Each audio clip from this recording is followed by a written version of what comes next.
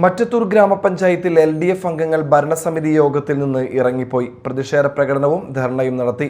Panchayat പ്രസിഡന്റിന്റെയും vice പ്രസിഡന്റിന്റെയും നേതൃത്വത്തിൽ നടക്കുന്ന കടുത്ത കെടുകാര്യസ്ഥതയ്ക്കും ജനദ്രോഹ നടപടികൾക്കുമെതിരെയാണ് പ്രതിഷേധ പ്രകടനവും ധർണയും സംഘടിപ്പിച്ചത്. പ്രതിഷേധ ധർണ LDF Mattathur panchayat convener PK Krishnankutty ഉദ്ഘാടനം ചെയ്തു. ജനവിധിയെ അട്ടിമറിച്ചുകൊണ്ട് ഇവിടെ ഭൂരിപക്ഷം കിട്ടിയ കക്ഷിയാണ് സ്വാഭാവികമായി അധികാരത്തിൽ വരേണ്ടത്.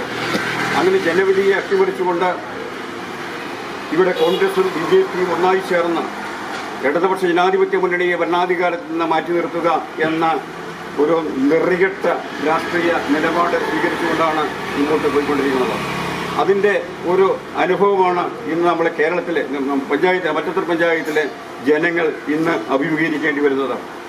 ആരോഗ്യ വിദ്യാഭ്യാസ standing committee chairperson DC Biju അധ്യക്ഷത വഹിച്ചു.